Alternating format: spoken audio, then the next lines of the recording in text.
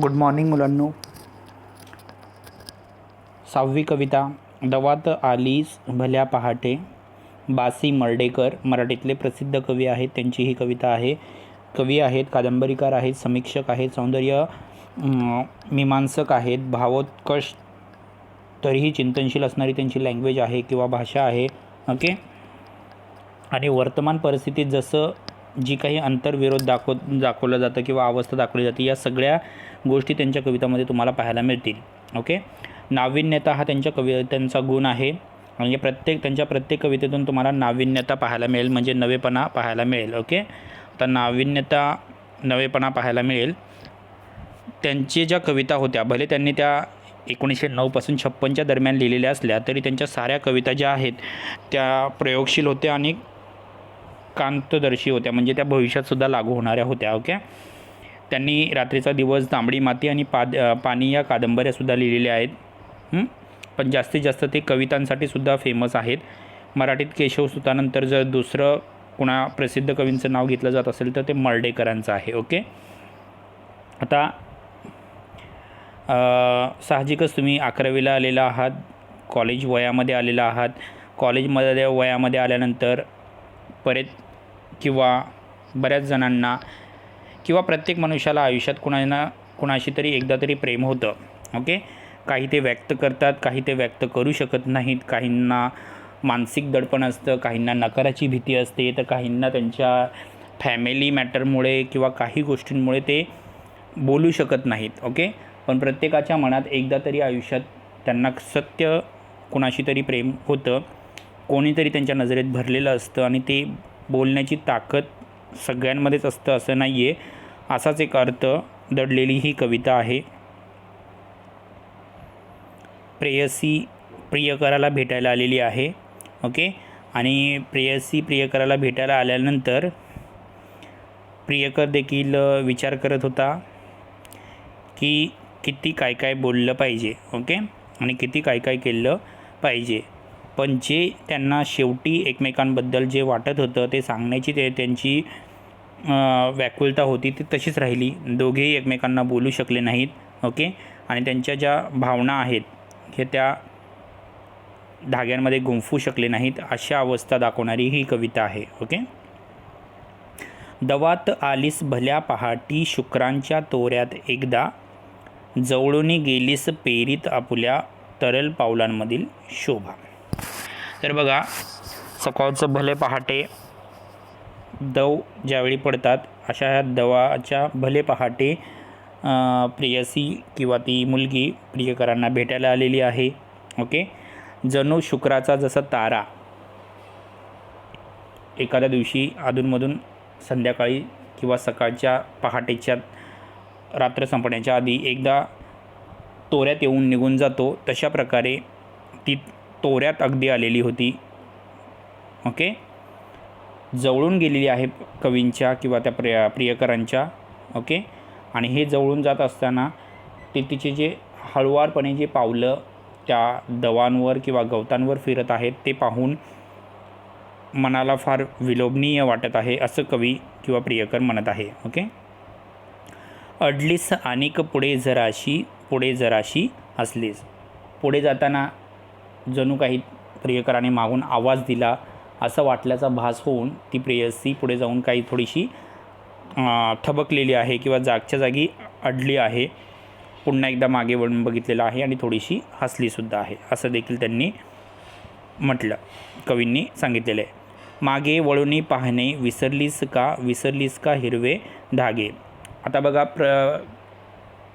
ती जी प्रेयसी आहे ती मध्येच थांबलेली आहे, अगदी नाजूकपणे पुढे सरकत आहे. पुढे सरकत असताना गालातल्या गालात हसत आहे, पण गालात हसत असताना ती मागे पाहून किंवा प्रियकरांकडे पाहून हसत नाही आहे. ओके. त्यामुळे कदाचित ती का हसली असेल किंवा तिच्या मनात काय भाव असतील हे प्रियकरालासुद्धा कळत नाही आहे. ओके. त्यामुळे कुठेतरी तो चिंतातूर झालेला आहे की त्याला ऐकायचं आहे नेमकं तिच्या मनात काय भाव आहेत. ओके. लक्ष कुठे आणि कुठे पिपासा, सुंदरतेचा कसा इशारा, डोळ्यांमधल्या डाळिंबाचा सांग धरावा कैसे पारा. पुढे त्यांनी हे देखील म्हटलेलं आहे की प्रेयसीचं नेमकं लक्ष कुठे हे देखील त्याला समजत नाही आहे. तिला तिच्या वागण्यातून काय अर्थ काढावा हे देखील त्यांना समजत नाही आहे. पिपासा म्हणजे अर्थ काढणे, कारण ती समोर जाऊन थबकते, मनाशीच हसते. ओके, जवळून गेली पण काही न बोलता गेली, तर या सगळ्यांचा काय अर्थ काढावा हे देखील कवींना कळत नाही आहे. आणि तिची जी नाजूकपणे चालण्याची जी कला आहे किंवा ती जी मागून तिचं जे विलोभनीय रूप दिसत आहे, सुंदर रूप दिसत आहे, या सुंदर रूपाने काय इशारा देण्याचा प्रयत्न करत आहे, काय एवढ्या सकाळी सकाळी ती छान सजून आलेली आहे, हे देखील कवीला उमगत नाही आहे असं कवींचं म्हणणं आहे. डोळ्यामधल्या डाळिंबाचा सांग धरावा कैसे पारा. ओके, आता तिच्या डोळ्यांमध्ये सुद्धा दिसते की तिला देखील आपल्या भावना व्यक्त करायच्या आहेत. ओके, म्हणून त्या डोळ्यामधला डाळिंबा हा शब्द वापरला आहे. ओके, पण तरीसुद्धा ती देखील भावना व्यक्त करायला तयार नाही आहे.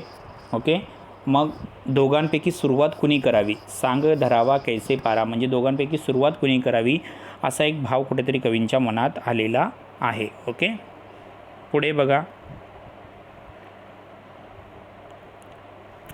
अनोळख्याने ओळख कैसी गतजन्माची द्यावी, सांग कोमल ओल्या आठवणींची इथल्या जर बुजली रांग. पुढे आता कवींनी म्हटलेलं आहे की आपलं कदाचित मागच्या जन्मातच एकमेकांशी ओळख असेल आणि या जन्मात आपण एकमेकांशी पूर्णतः अनोळखी आहोत. ओके, त्यामुळे या अनोळखी ओळखीची एकमेकांच्या ओळखीमध्ये भेट कशी रूपांतरित करावी हे देखील कवीला समजत नाही असं ते कवी म्हणतात. ओके, आणि जर मागच्या जन्मातल्या काही आपल्या कोमल आठवणी असतील, ओके, त्या तिथेच बुजून गेलेल्या आहेत आणि आपल्याला आता नवीन आठवणी तयार करायच्या आहेत, पण त्यासाठी सुरुवात कोणी करावी, ओळख कोणाची कोणी द्यावी हे देखील समजत नाही आहे असं कवी म्हणत आहेत. ओके, तळहाताच्या नाजूक रेषा कुणी वाचाव्या कुणी पुसाव्या, तांबूस निर्मल नखांवरती अन शुभ्र चांदण्या कुणी गोंदाव्या. पुढे कवींनी कल्पना केलेली आहे की प्रत्येकाच्या तळहातावर नाजूक रेषा आहेत. ओके, काहींना त्या वाचता येतात, काहींना त्या वाचता येत नाहीत. ओके, मग ज्यांना त्या वाचता येतात, ज्यांना मनातले भाव समजतात, त्यांना त्या चांगल्या वाटतील, तर काही लोक ते त्यांच्यासाठी त्या पुसल्याप्रमाणे आहेत असं कवींचं म्हणणं आहे. ओके, ज्यावेळी प्रेयसीकडे त्यांनी पाहिलं तर त्यांना असं दिसून आलं की एखाद्या शुभ्र चांदण्यावर कुणीतरी काहीतरी गोंधवून ठेवावं, त्याप्रमाणे तिचं निर्मल शरीर किंवा तिचं निर्मल रूप दिसत आहे असं कुठेतरी कवींना वाटतं आहे. ओके, पण दोघांच्याही मनात कुणी वाचाव्या कुणी पुसाव्या याच्यामध्ये, या वाक्यांमध्ये, तसेच तांबूस निर्मल नखांवरती आणि शुभ्र चांदण्या कुणी गोंदाव्या, सुरुवात कुणी करावी, कुणी बोलावं, कुणी आपल्या मनातले भाव व्यक्त करावे, कशी एकमेकांशी बोलावी, सुरुवात कुठून करावी, आपल्या मनातले भाव कसे व्यक्त करावे, प्रेम कसे व्यक्त करावे, या दोघांमध्येही त्याबद्दल कन्फ्युजन आहे किंवा त्यांच्यामध्ये एकमेकांबद्दल शंका आहे असं आपण म्हणू शकतो. त्याचं कारण जरी ती प्रेयसी सकाळी भल्या पहाटे त्याला भेटायला आलेली असली अगदी सजून धजून, तरीसुद्धा तिला कदाचित वाटत असेल की त्याने मला सुरुवातीला माझी ओळख करावी किंवा मला बोलावं. दुसरी गोष्ट, त्यालाही वाटत असेल की मला बोलायला कुठेतरी भीती वाटते, मला तिच्या नकाराची भीती वाटते, म्हणून तिने देखील बोलावी. हे जे मनातली गुंतागुंत आहे किंवा ही जी एकमेकांबद्दलची मनात भीती आहे की कोणाकडून काही नकार येऊ शकतो, कोणाकडून होकार येऊ शकतो, या सगळ्या ज्या गोष्टी आहेत, त्यामुळे हे जे शुभ्र चांदणं आहे याला नेमकी गोंदावं कसं, म्हणजे बोलावं कसं या सुंदर प्रेयसीला, हे देखील त्यांना कळत नाही आहे असं कुठंतरी मनाचे भाव व्यक्त होत आहेत. दवात आलीस भल्या पहाटी अभ्रांच्या शोभेत एकदा, जवळून गेलीस प्रेरित आपल्या मंद पावलांच्या गदा. तर अशा प्रकारे या दवात आलेली जी प्रेयसी आहे, ओके, तिने सकाळी शुभ्र असं वातावरण तयार केलेलं आहे, एकदा समोरून येऊन गेलेली आहे, परंतु त्याच मंद पावलाने ती निघून देखील गेलेली आहे. म्हणजेच त्यांच्या मनातले जे भाव आहेत एकमेकांविषयी ते एकमेकांना सांगू शकलेले नाही आहेत. ओके, बोलायचं भरपूर काही होतं, मनात भरपूर काही दडून आलेले होते, पण एकमेकांशी ते काहीच बोलू शकलेले नाही आहेत. कारण सुरुवात कुठून करावी, कोणत्या शब्दाने बोलावं, प्रियकराला कदाचित नकाराची भीती, प्रेयसीला तर त्याने सुरुवात केली पाहिजे, त्याच्यापासून सुरुवात झाली पाहिजे, असे जे विचार आहेत, ह्या ज्या मनातल्या परस्पर विरोधी भावना आणि गुंतागुंत जी आहे ती सुटत नव्हती. म्हणून त्यांची एकमेकांशी भेट झालेली नाही. तर ज्यावेळी प्रेम होतं किंवा एकमेकांमधील प्रेमभाव दिसून येतात त्यावेळी बऱ्याच वेळी लोकांना समजत नाही त्यांनी कसं वागावं. ओके, प्रेयसी समोर आलेली आहे, पण कदाचित कवींनाच वाटत आहे की मी हे स्वप्न बघतो आहे का खरंच माझ्यासमोर एखादं तेजस्वी रूप आहे. त्याचबरोबर त्यांनी शुक्रताऱ्यांचंसुद्धा वर्णन केलेलं आहे की एखाद्या शुक्रतारा जसं चमकत असतो आकाशात, ओके, सूर्योदय होण्याच्या आधी ज्यावेळी रात्र असते, या रात्रीमध्ये शुक्रतारा जसा चमकत असतो तसं कुठेतरी प्रेयसी समोर आल्यामुळे ती जणू कवींच्या मनाचा आकाश ढवळून निघालेला आहे, कवीचे मनाचा आकाश पसरलेला आहे, असं कुठेतरी भाव व्यक्त केलेले आहेत. पण हे सगळं असलं तरी एकमेकांशी ते आपले भाव व्यक्त करू शकले नाहीत, असं कुठेतरी कवींनी या कवितेतून दाखवण्याचा प्रयत्न केलेला आहे. तर सांगण्याचा अर्थ आपल्या समोर येणाऱ्या परिस्थितीला मोठ्या क्षमतेने ॲक्सेप्ट करण्याची तयारी असली पाहिजे. पुढे कोणी हो म्हणो न म्हणो, पण आपल्या मनातले भाव एकदा व्यक्त करून दाखवले गेले पाहिजेत. कारण एक संधी असते, एक शेवटची संधी असू शकते. आपल्या मनातले भाव जर व्यक्त केले तर कदाचित हो म्हणेल, एकदा नाही म्हणेल, काहीतरी एक होईल.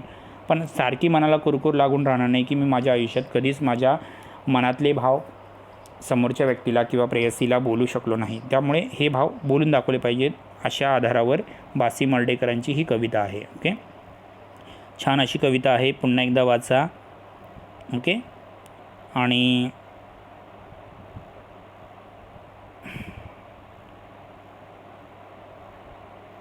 फक्त सूचनेप्रमाणे सोडवा. हा एक प्रश्न सोडवा तुम्ही. ओके, त्याच्यानंतर काव्यसौंदर्य, दोन्ही काव्यसौंदर्य सोडून द्या. बस एवढंच करा, बाकी जास्त काही नको. काव्यसौंदर्य एक लिहा 2 प्रश्न, आणि सूचनेप्रमाणे सोडवा हे 2 प्रश्न लिहा. या ठिकाणी ही कविता संपलेली आहे. ओके, आपला जेवढा झालेला भाग आहे त्याच्यावरचे जे सांगितलेले प्रश्न आहेत ते सर्व तुमच्या नोट्सबुकमध्ये किंवा वहीमध्ये असले पाहिजेत, याची काळजी घ्या. Okay, thank you students.